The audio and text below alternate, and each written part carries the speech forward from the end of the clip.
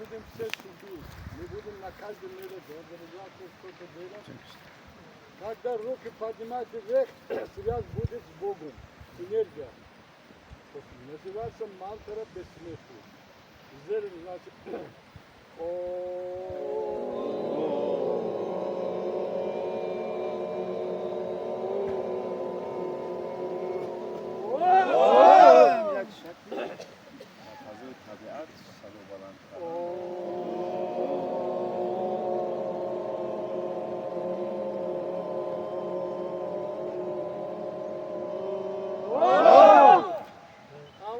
Bardoşes, o işime kurulmuş olur.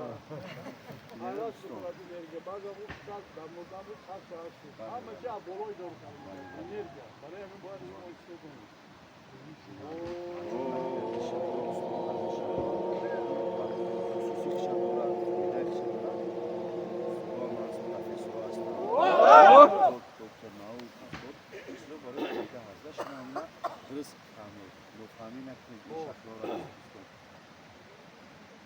Hazine nefas soruş. Saygın mit geçim, paravanı yok, gıdabın, bu kansanı buldu. Saygın konu vide, porçe novi oldu, kaçpa, uşatı sevaş kravlego dışarısı. Следующий, называется Араха, все болезни, чтобы улучшить кристалл, чтобы газ, ёлки, все хорошо.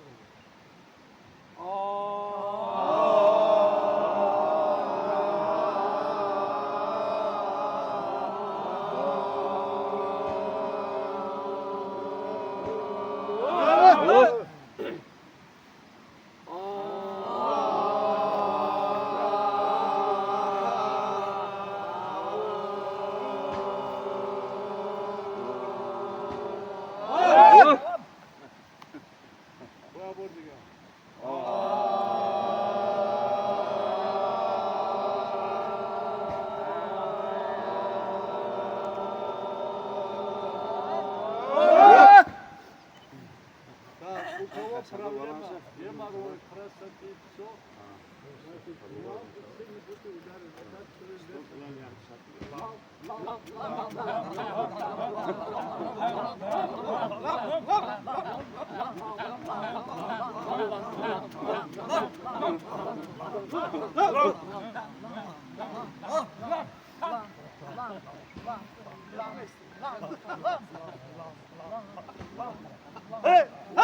Проблемы с почками. Каждый звук имеет свою вольную вибрацию.